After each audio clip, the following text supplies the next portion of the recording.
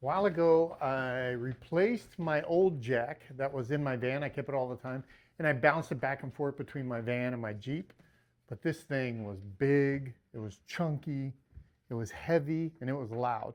It is an awesome jack, but it was a lot. So today, we made a change. And in my opinion, my favorite type of jack to use on and off the trail is a bottle jack. There's a couple reasons for that. I like the form factor. I like the ease of use. You could relatively keep it clean and it packs really easy, lightweight, super strong. There's all kinds of good benefits of a good bottle jack. And Al Vans made about the best bottle jack that I've seen. We're gonna take a look at the jack today. We're gonna try to jack the van up, and then we're gonna just kind of roll over to the Jeep and make sure it works on the Jeep as well. The idea is to have one jack for all my vehicles. What I want to do is I want to take the jack out of the box here, set up here so I can get you guys a really good look at the jack. It is a very good looking jack, and it won't take long. Stick with us here. This will be a quick video. We'll crawl under the van once this thing is set up and we'll jack it up. So right off the bat, you have this base piece right here. Now this base piece is in there really tight, and the reason why it's so tight is because you don't want this thing bouncing around, making noise, coming loose and all this other stuff in the box. So take the foam out and just kind of bend the foam around, and the base piece, it's hard to do while I'm looking at the camera, and the base piece will come out really easy. See how this is nice and big? You want something this big when you're in the sand, especially the softer the sand, the crazier the terrain, the bigger the footprint you want. This is all aluminum and it's threaded, so you know you're going to get a really good, tight, secure fit on your jack. We're going to take the shaft out, and we're going to pull the actual jack part out. So this is what your jack looks like. So one of the cool things about this jack here, they make it like dummy proof. So your threads are at the bottom here, but if you notice this guy here, there are actually instructions on how to screw it in. Basically they read rotary joint to get off the base, universal base with balance function, gives you a little thing here, little thing there. So we're just going to screw this into the bottom of the jack. We're then going to take our base and we're going to screw that in. And when that is all nice and tight, this is how it will sit inside the base. So you got the big fat base, you got a nice little etched out footprint where that sits there nice and balanced inside the base.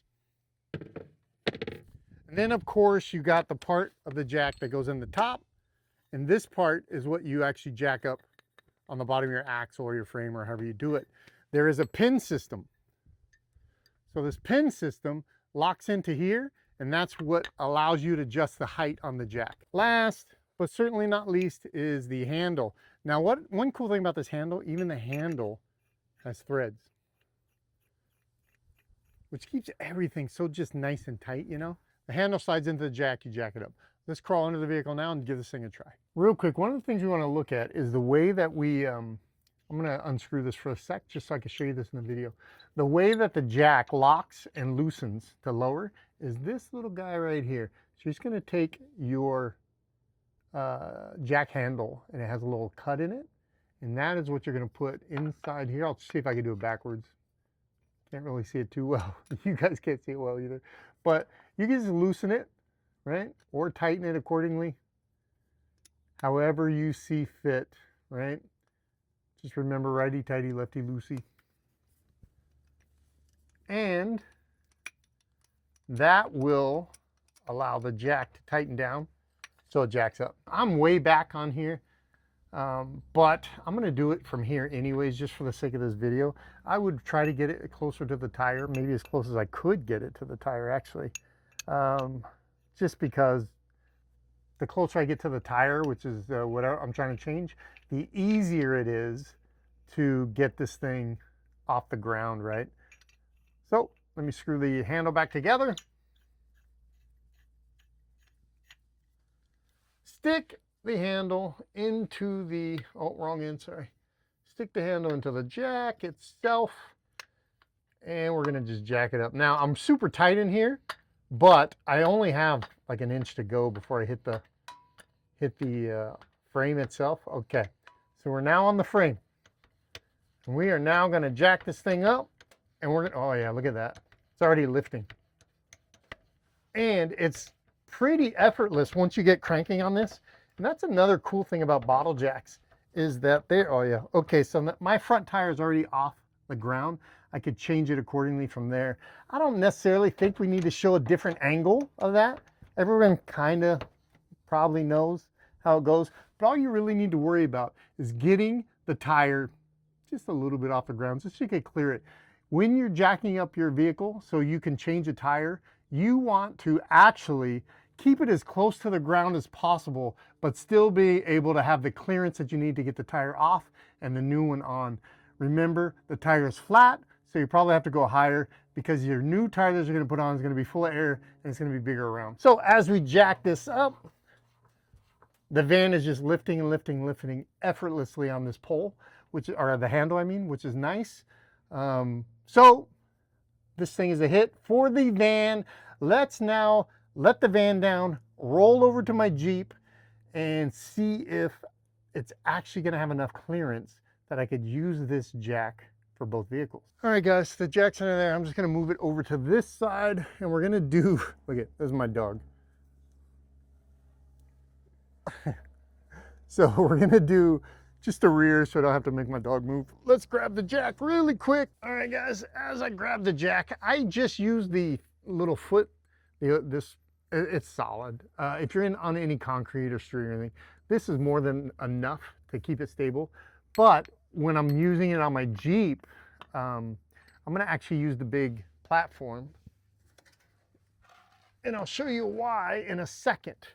And remember, anytime you're in mud, sand, any type of loose, rough, weird terrain, this is really very good for stabilization.